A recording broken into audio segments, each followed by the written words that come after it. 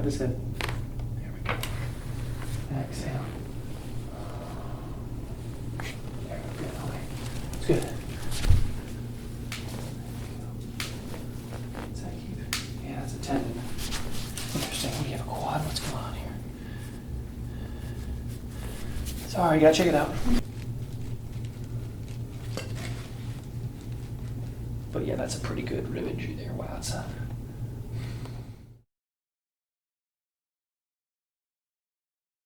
When I was in middle school, I got diagnosed with kyphosis, the arching of the back, and then that's kind of led to some shoulder issues, some back issues, and some alignment issues with like my left hip and stuff like that. So, I've been dealing with it, I guess now for half my life, 15 years, apparently, or roughly 15, 20 years. I'm 32 now, so before I get too older and more issues, and I've never really, I think. I've always been able to like work out and stuff, but there were periods, maybe every like couple months, where I just get injured and lose a lot of progress. So, okay. Really want to fix these issues so I can sustain it. Tell me about some of the treatment that you've been through for this. What have they done? What kind of treatment have you done? So I've had a lot of soft tissue work, the scraping, and had a couple chiropractic adjustments, but no real treatment plan that's been happen. And then massage and different things like that, foam roll a lot. So. And tell me about your shoulder rotator cuff. Have you had rotator cuff issues? Mm-hmm. And yeah, my right rotator cuff. I have a partially torn rear tendon in my left. Okay. And I can still do, as long as I'm doing like a hammer type press movement, it's fine. Mm-hmm. If I try and flare out at all, it messes up. And then I've had my right rotator cuff has always kind of given me problems. And then the epicondyles, both on both arms? Yeah, just on the left. Just on the left. Just left, so left shoulder and left. Mm-hmm. Are you left dominant by chance? Or I'm right-handed. So you just, okay. I'm going to check out the neck a little bit. The nerve controls not only the blood vessels are all controlled by the nerves. The sort of instructions that the tissue goes through has to be neurologically controlled. And so if the nerve's pinched in the neck, your whole arm will atrophy. And so you're having all these, tendon issues, tendonitis on that left arm. It could be that the nerve is not healthy, and therefore the arm is not healthy. And then I've had I swam in high school, and the nerve is always rolled over the inside of that L, mm-hmm. And like even now when I press, it'll roll, and I've never been able to kind of get that fixed. Okay, so the center of your shoulder and the middle of the ear hole, we're doing about 2 inches from your shoulder, and then the shoulders are rounded forward. So if you actually pulled your shoulders back, mm-hmm. You're dealing with about 3 inches. Every inch the head goes forward, the muscles have to double their workload. So when this is lined up, the head weighs about 10 pounds, goes from 10, 20, 40, 80. A lot of muscle stress in your upper back, having the head forward. Like I said earlier, the ligaments, your posture is defined by rubber bands. And I think of it like a very similar to a rubber band, in that when you have a rubber band and it's new, it's very hard to stretch. And then if you held it for a long period of time, it would get easier and easier to lengthen it. So when you're sitting for a long period of time, when you're growing, the ligaments on the back get all stretched out. The ligaments on the front never get stretched out because we don't ever really bend our body back. And so these ligaments get tighter and tighter, and then we grow like a tree. It's been grown, bent forward, and then it just keeps growing in that direction. There's only so much curve that can be allowed in your spine. So when you're supposed to have a curve in your neck, and as you lose the curve in your neck, it goes into a curve in your upper back. And then you also lose the curve in your lumbar. So you're supposed to have an arch down here. Mm-hmm. And so if you can see that, this curve here goes flat. The curve in the neck goes straight. Does that make sense? And then that curve can't be created or destroyed, it just changes places. So when you lose this curve and you lose this curve, you gain it up here as a hyperkyphosis is what we call it. So how do we reduce the hyperkyphosis? One, we have to loosen everything up, but we're going to stretch this in, and we're going to induce the curve in your neck, right? So you'll see we'll be working on getting the curve in the neck. Well, Ed, I told you I want to get this reduced, right? But we're in putting more curve here, it's going to take it out of the excess curve up here. And in order to do that, we have to first make sure your whole spine's working first. To change this completely, I start with a roller we start with. For instance, we start with the roller and see how high his head's off the ground, right? So if you're as far back as you can go and your head's still floating in the air, we got work to do, right? So your range of motion is not even there. We're not even going deep enough to stretch that front ligament. Does that make sense? So you're not going to change it. Now, it'll, like fabric, slowly start to lengthen, but we're not close to even, we have to overcorrect the opposite way for the neutral to be where you want to be, right? So if your body wants to be here, and if I take you here, it's not enough. Right. Then you'll just be somewhere in between here and here. So we have to take you all the way back. And I can't handle it. It's too painful. You're killing me. Okay, well, see you tomorrow, and you try to spread it out. You know, an orthodontist doesn't try to move your teeth in a month. He spreads it out. In order for it to last, we have to make your body want to be there. And then it's a conversation of lifestyle changes, teaching you how to sit differently at work, and then, you know, maybe not Netflix, you know, round and forward, and there's different lifestyle things. Many times we sleep, for instance, in a bent forward position. People will go to wherever the most comfortable position is, and many times the fetal position. You know, I sleep on my side with my knees bent. Okay, well, that's feeding this, and no amount of stretching will ever undo it if we don't have a conversation about reducing the forward bending. And so part of this is just hanging around me long enough and me going through all these. Tell me about your day. Tell me about how you sleep. Tell me what does your day look like, and then I'm going to start picking apart the whole thing. Oh man, everything I do is wrong. And so I don't want to dishearten you yet, but that's where we're going usually as we start, you know, I didn't realize I was doing all these things that I thought Krispy Kremes and donuts were good for me. And I'm like, well, actually, they taste great. Well, that's not how nutrition works. Just because something tastes good doesn't mean it's good for you. So with our posture, sometimes there's things that feel good to do that I'm going to say, actually, that's really bad for your posture. And it's just it's been out of balance. If everybody was arching back all the time, I probably would be encouraging people to bend forward, right? We call that hyperextension. You can have hyperextension, and usually the hyperextension we see is many times as people grow this, they have no curve here and then a ton of curve at the bottom. So they'll pinch the last guy between L5 and the sacrum because there's a ton of curve right at the bottom, and then it's flat up here and then a huge curve up here. It's not spread out evenly. You want an even curve throughout the whole spine.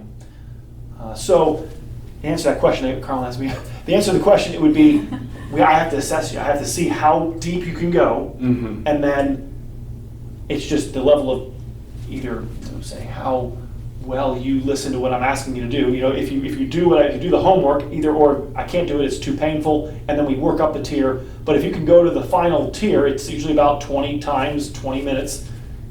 But I suspect with the level of misalignment, you know, because you want to be 3 inches forward, I have to be able to take you to 3 inches back, hold you there for 20 minutes, and then you'll be in the neutral. But we might only be able to go to, let's say, 1 inch back, right? And so then you'll just want to be 1 inch forward. Does that make sense? Like, because you're going to want to be in the middle of wherever I take you. I'm going to use that for now. If you're 3 inches forward, and that's where you'll want to be in the middle. But if I only can take you to here, then you'll want to be here. Right? So it's just an overcorrection. There you go. Keep your feet flat. Take a deep breath in for me. Head back for me. Let all the air out. Keep letting all the air out. There you go. Deep breath in. Head back for me. Let all the air out. There you go. Deep breath in. And we're going to go chin down a little bit. Chin down. Nice, okay. I can tell somebody's worked on you before. Those bones aren't totally foreign to being moved. Put your hands in your belly. Put the back of your head in that little slit. That'll keep you from rotating. And then you're going to take a deep breath in for me. We're going to exhale. Wow, really restricted here. Okay. Breathe. All right. Got your shoulder there. That really take a deep breath in. Exhale. Let's go other side for me. You've lost a lot of ability to rotate here. And exhale. Wow. All right, deep breath in. Wow, even this side's really restricted. Exhale. There we go. All right, so face up for me. All right, a little bit out to the right. Feel the difference? Feel this big bump here on the right side of your neck, left side. So it's going back to the handlebars. The tire analogy, your handlebars and your tire don't line up. If I tilt you right about there, now the bones are level in your neck, but the head's crooked. So because of this, you're going to wear out the left lower neck. And this is what I said earlier about your left arm being affected. Your left lower neck is going to be aging at a faster rate because you're avoiding your right upper part of your neck. You have an injury right here that's causing a left head tilt. It's going to cause a right shoulder drop. You understand? Yep. So because your head's tilted to the left, you're going to grind and chew on the cartilage called the disc in your left lower neck at a faster rate.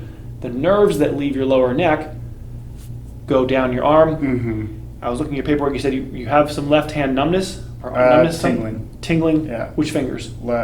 These two. Okay, so that's the C8 nerve. So that's right at the bottom of your lower neck. Do you understand this? So pressure. If there's numbness in the hand, you're going to have weakness, atrophy. A means without, trophy means nutrition. So the nerve supplies the nutrition. If you don't have, we call it neurological atrophy. You don't have the nerve hookup, the tissue doesn't function properly. How do you think the mitochondria work? The mitochondria are under neurological control. The mitochondria create energy called ATP through Krebs cycle, but that's all controlled by the nerves.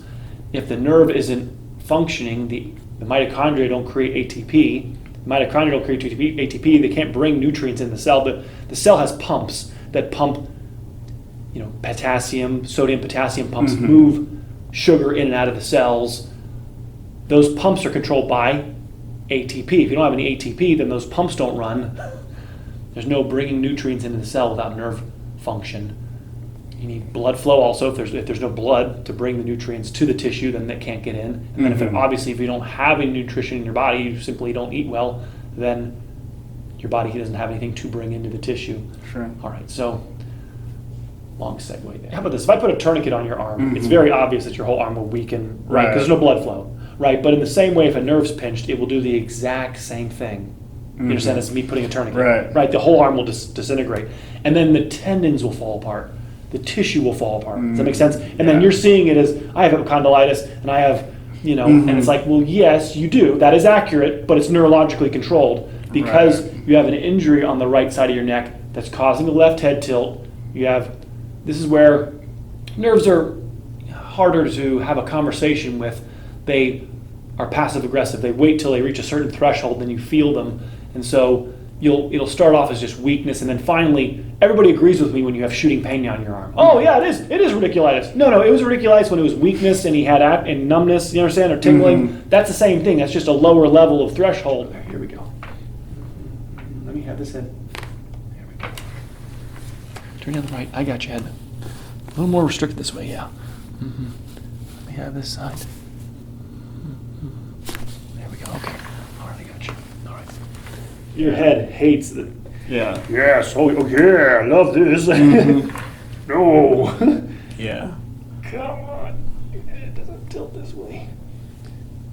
Like the power steering, the car, the wheel turns to the left easy, but it doesn't turn to the right. Yeah. Discs don't heal. The tingling in your left ring finger and pinky finger, that's due to what we call a space-occupying lesion. There is a disc occupying a space that shouldn't be occupied by anything. The rigidity in your upper neck causes your lower neck to compensate and overwork, and until you completely, your lower neck is completely destroyed, and it really isn't many people that care to do health care on this. Here's muscle relaxants, here's painkillers, and then once your lower neck is completely toast, then everybody clues up and goes, oh, Dr. Ed was right, it was a disc injury. Like a cavity in a tooth, you don't just wait till it's full blown before you treat. Oh, you're right, it was a cavity, Ed. No, it was a cavity back when the cavity was growing too. It was still then, it was a problem. The disc takes years, 10, 15 years for a disc to go from healthy to herniated. Wow. So where's the education preventatively along that path? You're 32, it means the disc injury that caused your fingers to start going tingly now started back when you were a potentially teenager. Yeah, you just got glue. There's glue up here. Has anybody gua sha this? No, right? No. Yeah. When did you have the gua sha done? I've had a couple chiropractors. One chiropractor kind of did it a little bit, but I don't think he was really that well read into it. Gotcha. And then a guy who was a trained soft tissue or trained chiropractor, but only does soft tissue. He didn't do adjustments. Has done it. Interesting. But he only liked to do it on like ligaments or like limbs. He's like, no, you don't need to do it on, certain areas. I'm like, well, that doesn't make sense, but okay. There's a giant knot right here, so I don't know what else would constitute a good place to do gua sha than this. How? Mm-hmm. That doesn't feel like normal tissue. Yeah. It's all injured and knotted up. It's tangled. That needs to be untangled.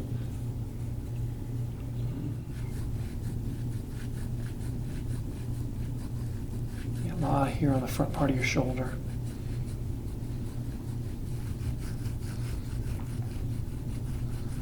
Even here on the pec a little bit.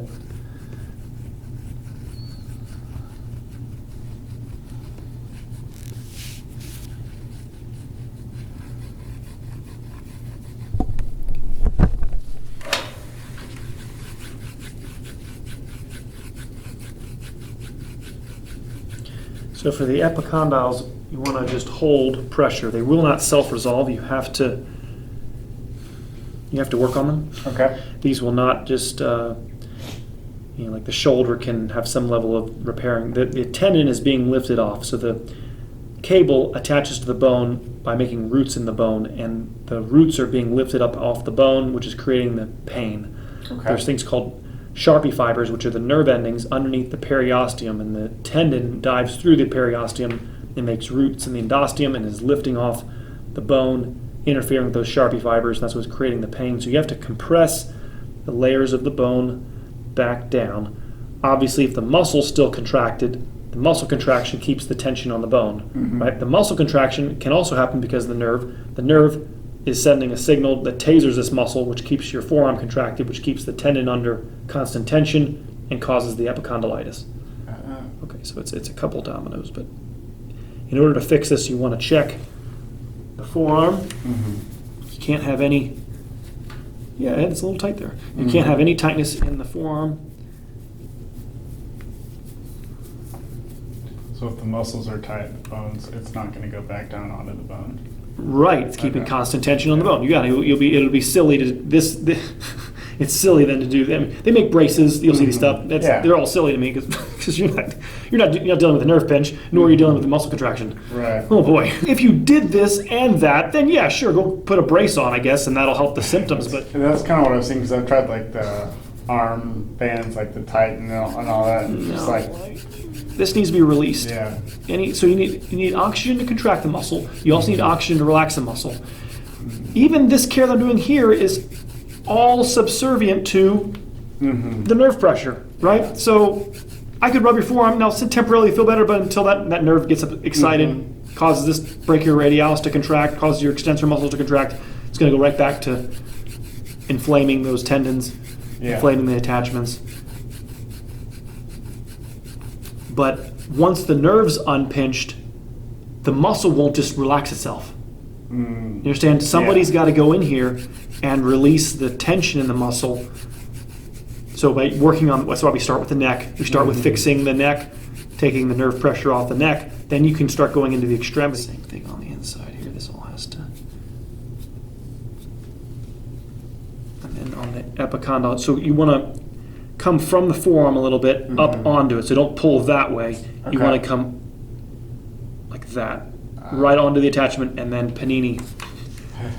You want to, does that make sense? Yeah. Hold. Don't do transfriction over this. Just, it makes sense? You're doing that. Yeah. Holding that down.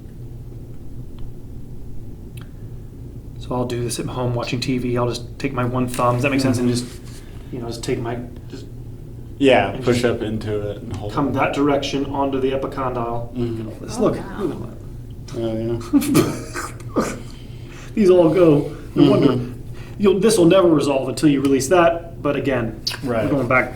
Daggone it. So it's always the neck. Yes. It's always. So this is. What's that's the rotator cuff? Molting on. Okay. Okay. Let's see the stitches. Sounds like somebody did something. Yeah. Let's try right over the rotator cuff. It's right over here. Yeah, about almost 4 years ago now.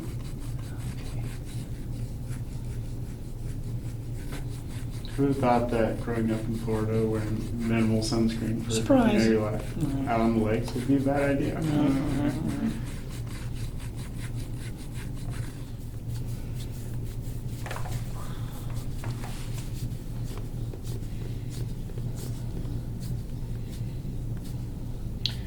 So yeah, always this way. Don't, no, just in case I'm dead. always. If somebody starts massaging this way, it'd be the wrong way. Really? Yes. Why is that? Attachments. We want Okay. to push towards the attachment. I mean, when you're midline, so if you're going this, most of the muscle belly's here. Most of this is tendon from here down, so there's really not much reason for the attachments this way. I mean, Okay. if I was working the attachment from here, from midline this way, you'd work this way. Okay. And from midline this way, you'd work that way, Okay. right?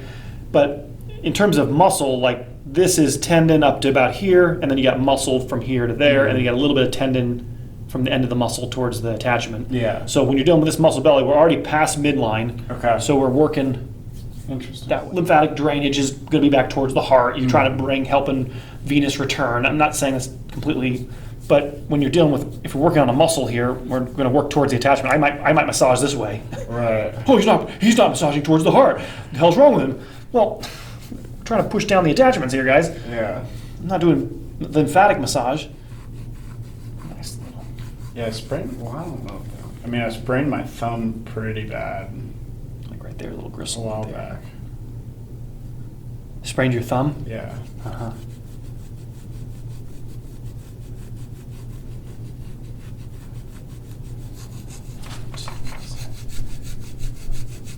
Just take them and pull them. The best thing for the digits is just to don't be twisting them, or that makes sense. Okay. You just straight pull them. Don't be popping them. Or, Okay. Just the best thing for the digits is to traction. Huh. Good.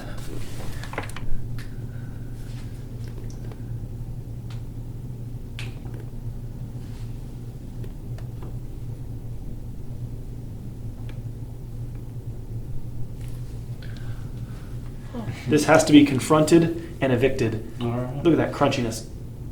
Wow. So it's like formed roots. Misalignment's like, no, I've homesteaded my house. Pays rent. Right, now pays rent. So it has to do with that left shoulder being high. That's because his head's tilted, right? We got it all yet? His head's tilted left. His left shoulder's high, ribs are all popped up on the left, right? But it's all due to that right upper knot. All right.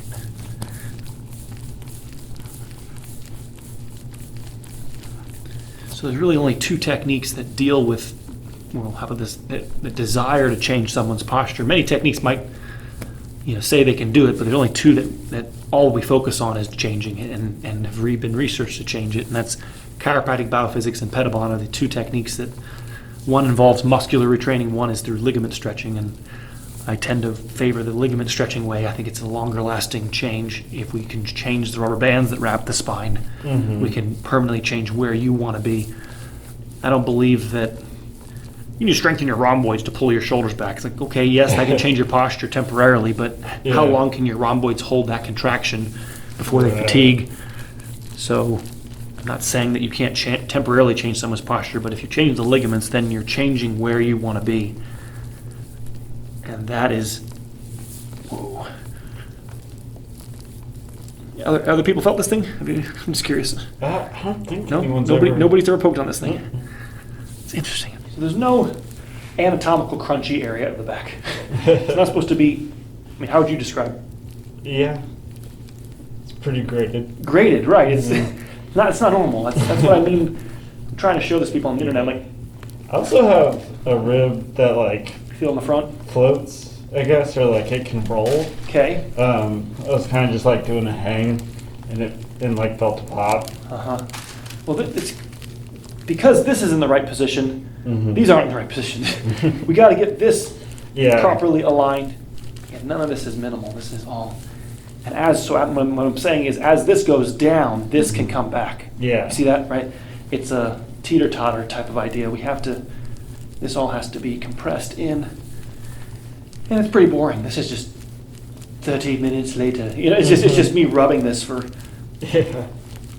and then we go for a deeper adjustment again, and then we come back for another visit, we adjust, we massage it deeply, and Yeah. then over a period of months, you would see, and that graded feeling is gone. Mhm. It now is smooth, and now I can actually stretch to a deeper level, and it's a process. It's Yeah. about a year process, like orthodontistry, Yeah. to correct that. Anybody saying otherwise is just Mhm. wishful Yeah. thinking. Well, it makes sense because it's been Right, like took this years for to so develop. long. It To, takes time to get undo Yeah. it.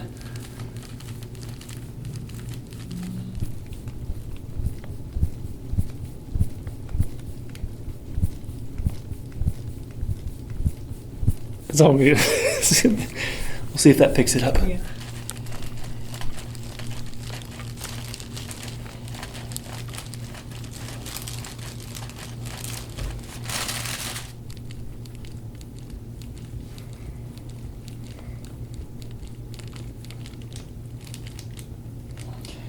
Lovely, Ed. That felt wonderful. This is like when you like move a bed, you know? Oh, that's where that was. I forgot that I put that underneath my bed.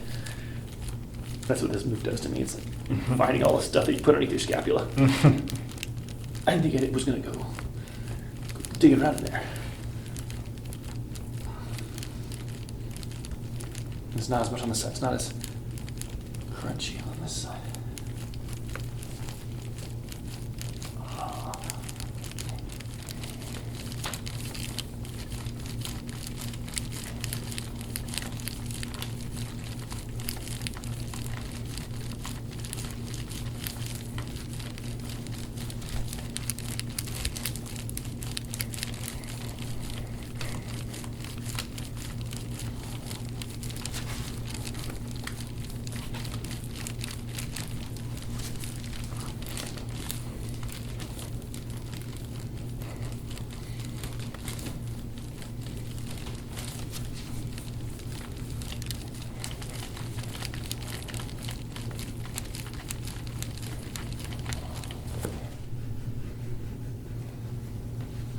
Yeah, these are the goodies you have hiding underneath your shoulder blade here. Yes.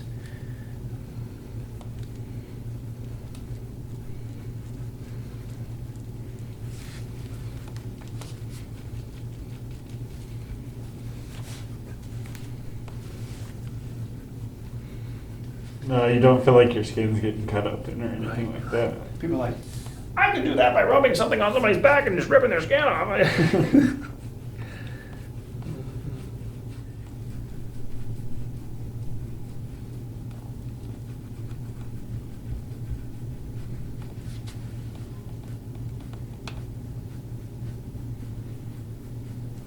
Okay, right there. Oh, yeah, there's the rib. That's what goes around the front. He's feeling it down his rib. You had a collision over here? Yeah, you have a collision. You have a rib injury here, right? Yeah. Yeah. Yep. What happened? Just doing like a dead hang. Yes. You know, and just felt a pop. Yes. Yeah. Mhm. The ground zero's right. Mhm. There's- So what would that do? See, you compare see the left side is all flush over here. He's all popped out over here. Oh. I just started seeing it here, but yeah, there he's this everything's in guard mode. How quickly this comes out over here, this signifies the internal Mm. injury. And So how would what happened with the dead hang? Then it just kind of felt like it pulled through the stings? he yanked off an attachment, or then injured the rib. The nerve got upset. A lot of cartilage on the front here, costal cartilage. So he ripped some of the cartilage. So the bone ends right about here or so, and then the rest is cartilage.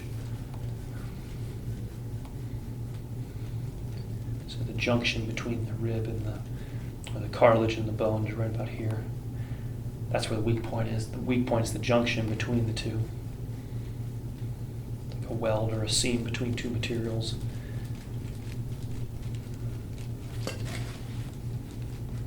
But yeah, that's a pretty good rib injury there. Wow, that is a lot back over here, Todd. Mhm. Whoa. That's a little bit. A little bit freaking me out. No, I'm teasing. That's a lot in there, brother. I think you held back on the severity of this injury. Well, you know, I'm sure some of it is just like over time, just so used to it that like. Right. This is the initial. I mean, even how quickly that came out over here. Yeah, I wasn't even saying anything at the beginning, but when I was talking to my wife about it, I was like, guarantee they're going to get a good thumbnail out of this. Perfect. No, just kidding. There's not just a little bit of injury in here. Yeah. But I think that's like I mean, I'm not on social media anymore, just Yeah. trying not to. Right. But like, I do watch like YouTube a lot still, and it's crazy that like, you know, there's so many people like me that have been dealing with stuff like this for like so many years, and there's so much bad information out there. And then it's like, you know, find some people or someone that can like fix it. It's just like, yeah, the people need to know and like see it. And Real quick there, yeah. Rotator cuff. So supra means above, right? Supra means above okay. the spine, spinatus, the spine of the scapula. So supra above the muscle belly's right here, and then infra means below, so below the spine of the scapula. So supraspinatus encompasses about 99% of rotator cuff surgery. Has to do with this guy, and that has to do with the uniqueness of this muscle. Most of the muscle belly is about maybe 1.5 inches, 2 inches, and then 7-inch long tendon. Okay. Almost all muscles in your body. Most, like 98% of muscles in your body, the muscle belly is 80% of the length of the muscle, and you have like 10% tendon on it on either side. Does that make sense? Yeah. This muscle, the muscle belly accounts for 20%, let's say, of the total length of the muscle. Okay. And that puts a lot of stress on the tendon, which is then what gets frayed, torn. The attachment has a lot of torque placed on it. Yeah. But you don't hear about infraspinatus or subscapularis or teres minor. So there's 4 muscles of your rotator cuff. Teres what? Nobody really hears about teres minor too much, but he is part of the 4 muscles of the rotator cuff. Everybody, you know, supraspinatus, yeah, it's right there. And so a large mark came over him, so it's going. There's a lot of. So if this muscle's all bound up here, then there's more stress on the tendon again, just like your forearm. And then obviously bringing the shoulder back takes a lot more stress off this muscle, right? So this muscle's trying desperately to keep your shoulder on. The more forward your shoulder goes, the more stress on those muscles.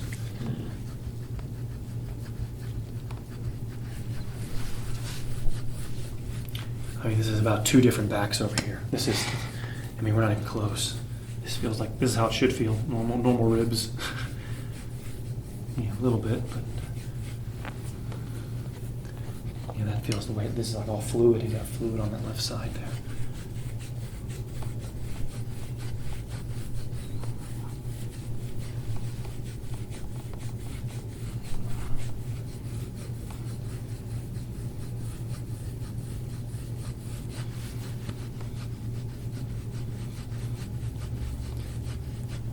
There's some, but like even, I'm trying, it doesn't come out that much. There's not much in there. The mark I came out like 3 swipes over here, and it comes out black. I'm like, okay. Like running a carpet cleaner, and you make one pass, and you whoosh. Would you spill something over here? Yeah. Oh yeah, I did dump a bunch of oil there. So this is like regular dirt here. This is nothing crazy, but.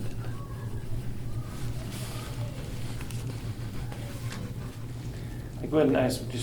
What does that feel like? What does it feel like? I'm curious. This is probably the most painful. Yeah. Most painful? Yeah. Yeah. Okay. Yeah. It's just like right there. That does not feel good to me. I'm just objectively, from my point, I don't like it. Yeah. I'm wondering how you like it. Nope. No, I like it either. Sorry. Fix it. Ed, fix it. Fair enough. Yeah. You're suffering in silence. Well, I always say this all the time. It's not like anything I do has any foundation. I can't imagine somebody else has gone in here and dug in here. No, nobody's took their elbow and rubbed my SI joint before. Pediatrician didn't do it. Yeah. In between the cross balls and the foam roller, I've tried, but Right, it's hard nothing. to get in there. You know. Right there, look at that. angle back here. There it is.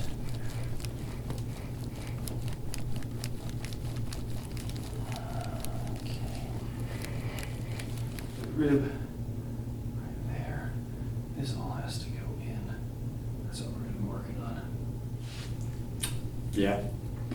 Yeah. That, Oh my goodness. yeah. I have a little rib injury on that right side. A little? Yeah. That's not a little. Yeah, that's That's intense. that's a bomb that went off in there, and I'm so sorry. All right. Oh, a lot of resistance. Wow. Breathe. Here we go. It's okay. Yeah, we're just gonna stay out here. Breathe. Yeah, it's okay. Breathe. Okay, yeah, okay, okay. Stay there. It's okay. We got work to do. All right, I got you, brother. Breathe in. Exhale. Yeah, there we go. Breathe in. Exhale. There, good, okay. It's good. Yes.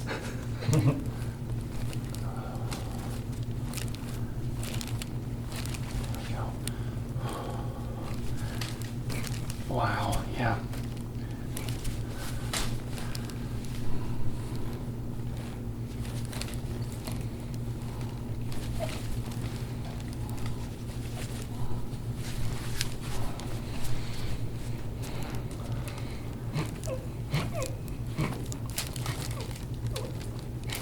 All right, fair enough.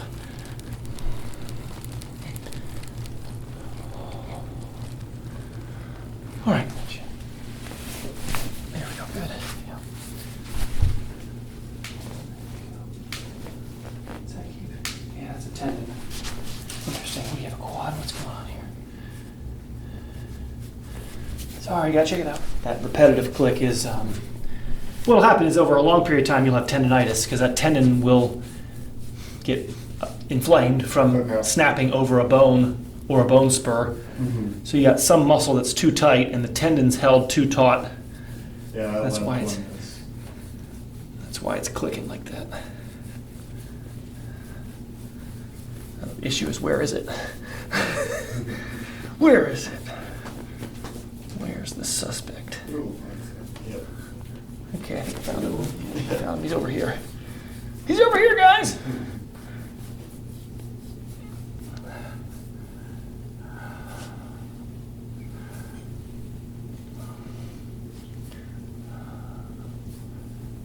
Yeah, he's got some injury here in his quad.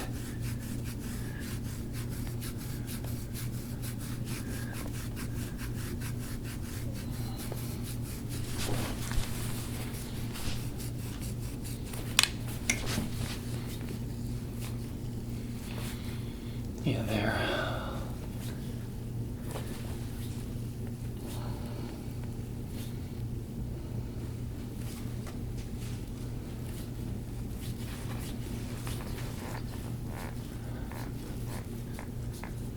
Okay, that's just here.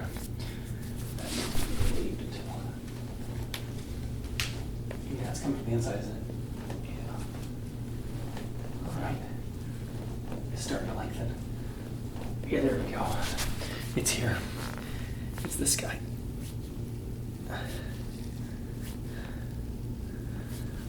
This would eventually lead to meniscus issues. If you keep this tight, Uh-huh. this medial meniscus is going to be compressed Okay. too long. You have the cables way too tight in here. You want to, in this case, I'm trying to stretch this, Mhm. right? So I'm not worried about the attachment here. I'm actually just trying to lengthen this muscle here. That's why I'm going upwards on this one. Okay. I am about mid muscle belly here, but even below that, I am trying to. You just contradicted yourself. You said I'm trying to stretch this out here. I don't want to go this way. That's not gonna. I'm trying to lengthen this. Right there, he's got a knot. There. That feels lovely, Ed. Mhm. Yeah, nothing over here. Yeah, it's just. And that's not as tight over here. Yeah. Yeah. Be left meniscus injury if you keep that tight like that over the edge. And then come down to your bottom. Yeah. You want to work on that and then if you have a gua sha or something, you want to dig in there Yeah. and release that. Okay. I mean, if that's repetitively clicking, there's a tendon. The cable's like a guitar string, and then there's a bone that's Yeah. it's just snapping, and the tendon's like a turkey leg. It's pretty tough. It can handle it for probably 30 years. It's not in any hurry. But I'm saying Right. you want to over a long period. I don't like that the cable's that tight in the first place. Right. Why is the cable that tight? So that cable being tight, there's probably an injury in here, and then that grips the meniscus, and that's what everybody cares about. The meniscus is going to, so all these muscles attach down here, and so when these muscles are tight, they vice grip the meniscus, and the cartilage in here is very similar to the disc in your back. It's non-regenerable. Would that lead to like shin splints here too? Because this is forward up here, you have too much weight on your toes. Okay. There's too much weight on your toes because your torso is not lined up properly. So the shin splints are connected with the posture of your alignment up here. So perfect. Yeah, everything's my back head. It's all my neck. Oh, come on. Put your head to the right a little bit for me. No reaction. Yeah, whatever. Oh, wow, that's pretty loud, your clicks. And nothing from the top, just the bottom was both clogged. You're good, yeah. Right. See, we're about, your head should be on the ground. That makes sense. You just let your head drape back. And then I don't mind putting a book behind you to make it more time sustainable. Does that make sense? Yeah. Because time is more important than depth. And, you're a foot, your hand should be on the floor. And it just takes time. I can prep you. I can show you the direction. Right. I'm like a guide, but you have to put the time in. It takes 20 minutes. Usually it's very difficult the first 5 minutes. From 5 to 15 it becomes less difficult, and then from 15 to 20 becomes insurmountably difficult again, because the ligament starts to stretch. Yeah. And they call that ligament creep. Ligament lengthens. Go ahead and move 1 inch down. Come on. There you go. Get the idea, right? And keep going about every 1 minute. You're gonna, and then eventually bringing that thing right to that middle back. Okay. Is where you're headed, and you'll find that the more you get, the work on that table done, they both work together to move up this ladder Right. of postural improvement. And the roller is an even end game. Yep. And then go ahead and put the feet together, knees together. Let's try. Knees left or right. Yep. Right. There we go. Come on. There you go. Good. Knees left. Yeah. Come on. Work those knees down. Yeah. And then knees back up, and then you move down. Let's move down like 2 inches. Come on. Upwards. I'm sorry. Upwards. You drag the bottom. Drag the bottom. There you go. Right there. Yeah. I know. You're so mean-headed. I think my thing is like I'm tired of dealing with like all the injuries and all that stuff. So if I have to do this for 20 minutes, That's it. Just end of the day. The best Yeah. time is end of the day, so you don't brush your teeth and then eat a bowl of ice cream and go to bed. Right. You brush your teeth and go to bed. So you don't sit on the couch and watch Netflix, roll your back, and then go back on the couch and then go to bed. Right. You would this. do this and then go to bed. Okay. And you'll see a lot more benefit if we let this be the last thing your spine sees before sleep. Okay. Not to say that you can't get benefit throughout the day and do it in the middle of the day. Absolutely. Yeah. The more times you do it, the better. But you don't miss your half hour before you go to bed Doing this. stretch. Okay. That's your most beneficial time to do it, is before you go to bed, when you're winding down. And then you pick a different spot the next time you get on it. Right. So you can't swallow, right? Is that what you're saying? So not being able to breathe was a good thing there. No, but Ed likes to choke people. No, that's not what I'm saying. All right. Right. We're trying to stretch the front part of your body that's never been stretched. It's about 1.5 inches now. Your head's definitely more over your shoulders than it was when you started, because we took you. That probably held you at like negative 0.5. Understand? Yeah. I want -3. Right. We had you at negative 0.5 for 10 minutes, and now your body wants to be at 1.5. Is the middle, but you got to go -3. Right. And I can't do it. It's too much inflammation back here. I can't go back that far. And that's where you got to get adjusted and elbowed, and it's pretty boring. All right, very good, my friend. Appreciate it. Yes, sir. Thank you. Thank you. Yep.